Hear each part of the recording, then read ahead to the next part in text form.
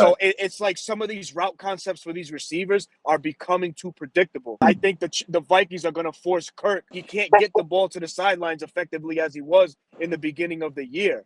The Cardinals were able to do some things, but you know what the Cardinals did so well? They took what the defense gave us, so a lot of checkdowns. I'm not sure if they ran pistol, they ran out of the pistol with Connor or the other kid, but they did have some success.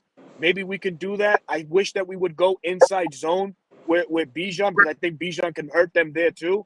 But it's all on Zac and how creative he gets for this week, because he's gonna have to leave it all out there, man. It's gonna be an important matchup, man. Yeah, Zac Robinson definitely. I'm kind of worried about him in some key critical Yep. positions. Like he'll call a solid game otherwise, but it amounts to nothing if on 3rd and 1. Like not getting too cute or going with a run play. I mean a pass play instead of a run play. Yeah. At times, yeah, I think that's going to be a key thing too. What did you notice is the biggest strength of the Vikings defense? I think Brian Flores, his gap integrity for these defensive players and how they play are really solid. They're the number one run defense team in the NFL, and it shows why. Harrison Phillip, I think it is. He's on there. He's in there.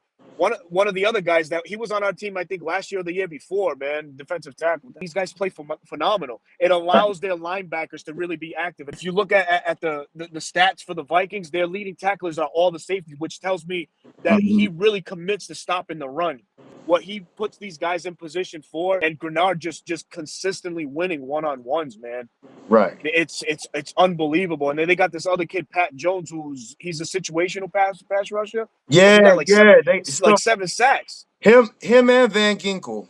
So Yeah. so that's really interesting because I'm looking at tape on these guys, and a lot of people say they don't like us running the 2-4 nickel package that we run with 2 down linemen and the 4 Yep. linebackers. And they get really creative with their linebackers and use them in non-traditional ways. Sometimes they'll actually have Jones, Van Ginkel, and Grenard on the field at the same time.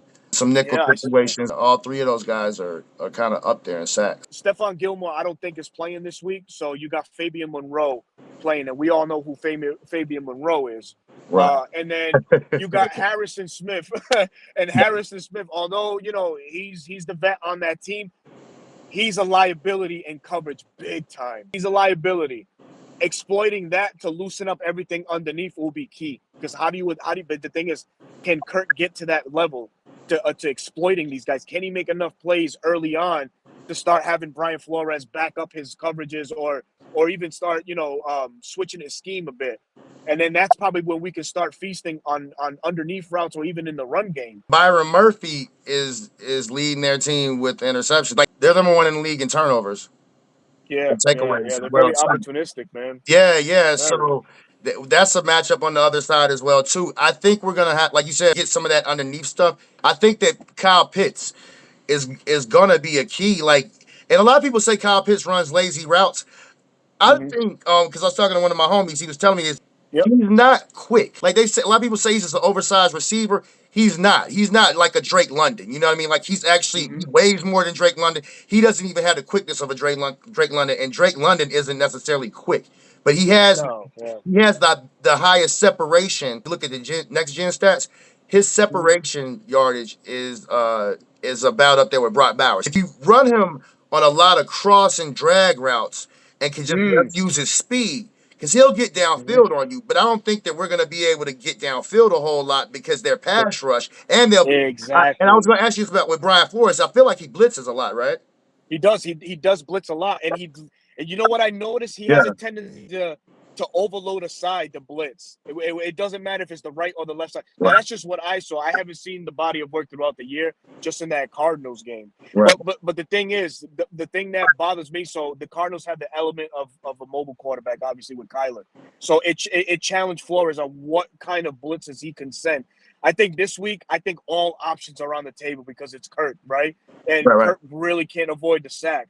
So, yeah, like you mentioned, the drag routes, the check downs, that's going to be the number one thing that we have to key in and hone on in order to start having Flores back up and start sending less and less and let him commit to more to coverages, because he loves to send it, and he'll send it from any way. If we can't run the ball, it's gonna be trouble for us because they'll start teeing Big off on time. us.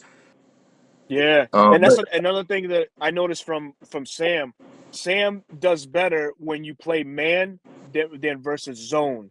He mm, struggles in zone because that right there. Now you're asking him for progression. You're asking him to make decisions, and he's not good at making decisions. But he's good at man because he has man beaters in Addison and Jefferson. Hell, even T.J. Hawkinson. So right, that's another thing that Atlanta has to worry about too. Is like, all right, we saw what they did last week. They played more man. You may not be able to do that this game. May not be able to. So you might have to play that that soft ass defense or those soft ass coverages right.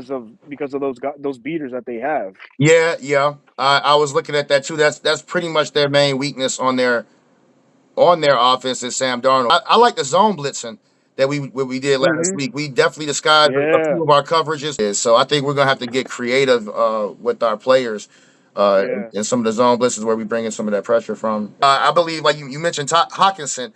I think that's Hmm. gonna be an area of weakness for. Linebackers. Yeah, with the Hmm. linebackers, yes, trying to make them decide when they're gonna be able to, when we're gonna have Nate in there, or if we're gonna put Troy in there. Yeah, And I feel like the Vikings like to go with a lot of two back, kind of get creative with some of those formations as well too. So that's gonna be kind of they cat. do.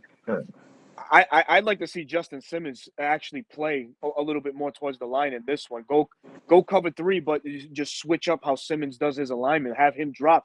I would even put Troy Anderson out a little bit more because he's better in space. He's probably better out of the coverage guys than what we have now with Caden and Nate. I could be wrong, but from what I've seen, but to He's limit definitely, TJ, yeah. yeah, to limit TJ, I think putting Simmons on him could probably put clamps on him. I think Justin still has it, man. I mean, they got those two receivers too, still though, right? Yeah, they do, man. It's Yeah, still, you got bro. problems on both sides with Addison and Jefferson, right?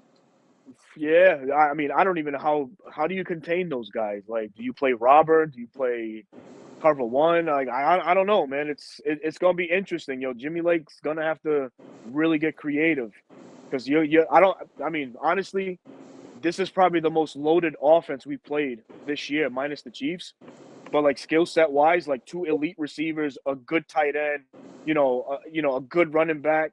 We can say Kansas City all we want, but realistically, the scheme makes those guys what they are. It's not the player themselves because who the f- is Juju Smith-Schuster nowadays? Nobody. You know what I'm saying? Over here, they got three guys they have to worry about.